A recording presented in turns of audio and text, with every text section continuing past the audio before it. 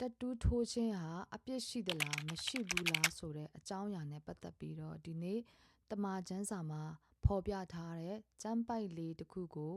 ကျမတို့အတူတကွလေ့လာသွားမှာဖြစ်ပါတယ်။ယုံကြည်သူခရိယန်များကြားမှာပင်လင်ဒီတက်တူးထိုးခြင်းနဲ့ပတ်သက်ပြီးတော့တက်တူးထိုးခြင်းဟာအပြစ်ရှိသလားအပြစ်မရှိဘူးလားဆိုပြီးတော့ခံယူချက်တွေကွဲလွဲကြတာကိုတွေ့ရပါတယ်။တက်တူးထိုးခြင်းဟာအပြစ်တစ်ခုဖြစ်ပါတယ်ဆိုပြီးတော့ခံယူထားတဲ့ယုံကြည်သူများကိုးကားလေးရှိတဲ့ကျမ်းပိုက်တစ်ခုဖြစ်ပါတယ်။အဲ့ဒါကတော့ဝိပုယကျမ်းအခန်းကြီး19အငယ်28မှာတွေ့ရတာဖြစ်ပါတယ်။ဒီကျမ်းပိုက်လေးကိုကျွန်တော်တို့အတူတကွကြည့်ရအောင်။တေသောသူအတွက်ကိုယ်အသားကိုမခုတ်မရှာရတန်ဘူးမထိုးရငါသည်ထာဝရဘုရားဖြစ်၏။ဒီဝိပုယကျမ်းအခန်းကြီး19အငယ်28ကိုနားလည်ဖို့အတွက်ကျမတို့ကမှန်ကန်တဲ့အနက်အတိတ်ပဲဖွင့်ဆိုဖို့လိုပါတယ်ဒီကျမ်းပိုက်တစ်ခုကိုကျမတို့ကအနက်အတိတ်ပဲပြန်တော့မယ်ဆိုတဲ့အခါမှာဒီကျမ်းပိုက်ကိုရေးခဲ့တဲ့ခေတ်အခါက historical background နဲ့သူတို့ရဲ့ယဉ်ကျေးမှု historical context တွေကိုလေ့လာဖို့လိုသလိုဘယ်သူတွေကိုဘာအတွက်ကြောင့်ရေးခဲ့တာလဲဆိုတဲ့ရည်ရွယ်ချက်ကိုရင်ဆုံးလေ့လာရမှာဖြစ်ပါတယ်အဲ့ဒါမှကျမတို့ကဒီကျမ်းပိုက်ကိုမှန်ကန်စွာနဲ့အနက်အတိတ်ပဲဖွင့်နိုင်မှာဖြစ်တယ်ဒီကျမ်းပိုက်ဟာဆိုရင်အဓိကဣသရေလလူမျိုးတွေကိုရည်ညွှန်းပြီးတော့ရေးထားတဲ့ကျမ်းပိုက်ဖြစ်တယ်အဲ့ဒီခေတ်အခါတုန်းကဣသရေလလူမျိုးတွေဟာဆိုရင်ဖျားသခင်အထူးရွေးကောက်ထားတဲ့လူမျိုးတွေဖြစ်တယ်ဒါပေမဲ့ဒီဣသရေလလူမျိုးတွေဟာဖျားသခင်ကိုမကိုးကွယ်တဲ့နတ်ဖျားတွေကိုပဲကိုးကွယ်တဲ့တိုင်းတစ်ပါးသားတွေနဲ့သူတို့ဟာအတူတကွနေထိုင်ခဲ့တာဖြစ်တယ်ဒီတိုင်းတစ်ပါးသားတွေကဘာတူလဲဆိုရင်ခါနန်လူမျိုးတွေဖြစ်တဲ့အေဂုတုလူမျိုးတွေနဲ့ဖိလိတိလူမျိုးတွေဖြစ်ပါတယ်ဒီလူမျိုးတွေဟာဆိုရင်ဖျားသခင်ယာဝဲကိုမကိုးကွယ်ဘူးသူတို့ကဘာကိုကိုးကွယ်လဲဆိုတော့ဘဲလ်လို့ခေါ်တဲ့နတ်ဖျားတွေနဲ့အရှဒရတ်လို့ခေါ်တဲ့ဒီနတ်ဖျားမတွေရုပ်တုစင်းတုတွေကိုပဲသူတို့ကကိုးကွယ်ခဲ့ကြတာဖြစ်တယ်ဆိုတော့အဲ့ဒီတိုင်းတစ်ပါးသားတွေဟာဘာလို့ကြတယ်လဲဆိုရင်သူတို့ရဲ့နတ်ဖျားတွေကိုကိုးကွယ်တဲ့အနေနဲ့တော်၎င်းတေပြီးသားသူတွေကိုဝမ်းနဲ့ချင်းအထိတ်မှတ်ကိုပြတဲ့အနေနဲ့တော်၎င်းဒီနတ်ဖျားတွေကိုပူဇော်ပသတဲ့အနေနဲ့တော်၎င်းသူတို့ရဲ့ခန္ဓာကိုယ်တွေကိုဓာတ်နဲ့မှုန်းကြတယ်ပြီးတော့သူတို့ရဲ့နတ်ဖျားပုံတွေဥပမာတရိတ်ဆန်ပုံတွေပေါ့နော်အဲ့ဒီပုံတွေကိုသူတို့ခန္ဓာကိုယ်မှာဆေးမြင့်နဲ့တန်ဘူးထိုးကြတာဖြစ်တယ်သူတို့တွေကဒီလိုပြုလုပ်ခြင်းအပြင်သူတို့နတ်ဖျားတွေကိုသူတို့ကိုးကွယ်ကြောင်းပူဇော်ကြောင်းပြသတဲ့အနေနဲ့သူတို့ကဒီအရာတွေကိုမြောက်များစွာလုပ်ခဲ့ကြတာဖြစ်တယ်။အကြောင်းမလို့တမန်ကျမ်းစာကတေတော်သူအတွက်ကိုယ့်အသားကိုမခုတ်မရှာရတန်ဘူးမထိုးရဆိုပြီးတော့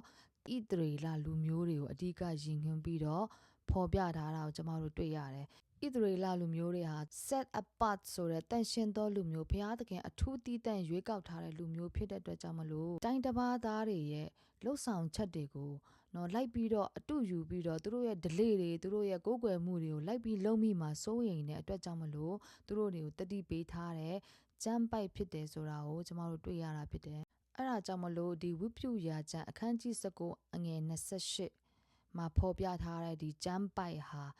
အခုခေတ်ကာလမှာပြုလုပ်နေကြတဲ့တက်တူးထိုးခြင်းကိုအပြစ်ရှိပါတယ်ဆိုပြီးတိုက်ရိုက်ပြောဆိုခြင်းဆိုတာထက်ဖျားကိုမတိတော့လောကီသားများရဲ့သူတို့ရဲ့လှုပ်ဆောင်ချက်တွေသူတို့ရဲ့ကိုးကွယ်ချက်တွေ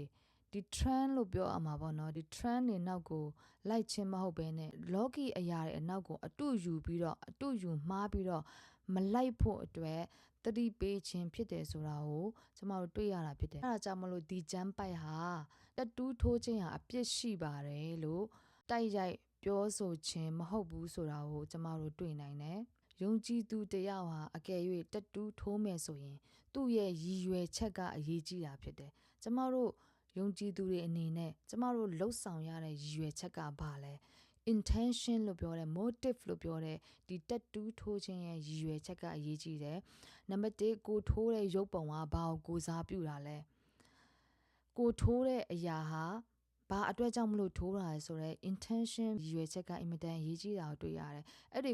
ကိုရဲ့ရည်ရွယ်ချက်အပေါ်ကိုကြည့်ပြီးတော့ပဲဒီတက်တူးထိုးတာဟာအပြစ်ရှိလားမရှိဘူးလားဆိုတာကိုဆုံးဖြတ်လို့ရနိုင်မှာဖြစ်ပါတယ်ဒီကိုထိုးတဲ့တက်တူးဟာ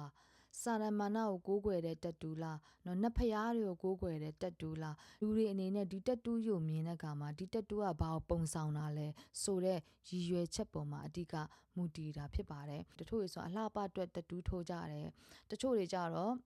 အမတ်တရအနေနဲ့တက်တူးထိုးကြတာရှိတယ်။တို့တွေကမိမိရဲ့ယုံကြည်ခြင်းကိုဖော်ပြတဲ့အနေနဲ့လက်ဝါးကတိုင်ပုံတွေကျမ်းပိုက်လေးတွေ Jesus ရဲ့ပုံတွေပြီးတော့ဒီနှုတ်ကပတ်တော်တွေကိုခန္ဓာကိုယ်မှာထိုးတဲ့အခါမှာဒီရုပ်ပုံတွေအပြင်ဘုရားသခင်ရဲ့တတ်တည်ခံခြင်းဖြစ်တယ်ဆိုတာကိုလည်းကျမတို့ခံယူနိုင်တာဖြစ်တယ်။ဆိုတော့ဒီကိုထိုးတဲ့တက်တူးဟာတပားသူအတွက်ထိမိ၍လဲเสียမဖြစ်ဘူးဆိုတဲ့အခါမှာဒီတက်တူးဟာအပြစ်ရှိတယ်လို့ကျမတို့ကမပြောနိုင်ဘူး။အပြစ်ရှိတယ်လို့ကောက်ချက်ချလို့မရဘူးဖြစ်တယ်။ယောမအခန်းကြီး6ငယ်14မှာလည်းကျမတို့တွေ့ရတယ်။ကျမတို့ဟာပိညက်တရားအောက်မှာမဟုတ်တော့ဘဲနဲ့ဂျေဇုတရားအောက်မှာရှိတယ်ဆိုတာကိုကျမတို့တွေ့ရတယ်။ကျမတို့ယုံကြည်သူများအနေနဲ့ဘုရားသခင်ကိုကိုးကွယ်တဲ့အခါမှာကျမတို့ဒီလောကကြီးမှာအသက်ရှင်တဲ့အခါမှာကျမတို့ရဲ့လှုပ်ဆောင်ချက်တွေဟာဖရာဘုန်းတော်ထင်ရှားဖို့လိုတယ်ဒီကျမတို့ကိုကျမတို့တန့်ရှင်းစင်ကြယ်ဖို့နဲ့လောကီထုံးလန်းစင်လာတွေနောက်မှာမယုံကြည်သူတွေပြုလုပ်တဲ့အရာတွေနောက်မှာမလိုက်ဖို့အဓိကရည်ညွှန်းပြီးတော့တတိပေးထားတဲ့ကျမ်းပိုက်ဖြစ်တယ်ဆိုတာကိုကျမတို့တွေ့ရတယ်ကျမတို့ယုံကြည်သူများအနေနဲ့တက်တူးထိုးခြင်းဟာအပြစ်ရှိတယ်မရှိဘူးဆိုတာတဲ့ကျမတို့ရဲ့လှုပ်လေသည်များအရာတိုင်းဒီဘုရားသခင်ရဲ့ဘုန်းတော်ထင်ရှားဖို့ဖြစ်တယ်အဲ့ဒါကြောင့်မလို့ဘုရားသခင်ရဲ့ဘုန်းတော်ကိုမရှုံချတဲ့အရာဆိုရင်တော့ဒီအရာအပြစ်မဖြစ်ဘူးလို့ကျမတို့ယူဆလို့ရပါတယ်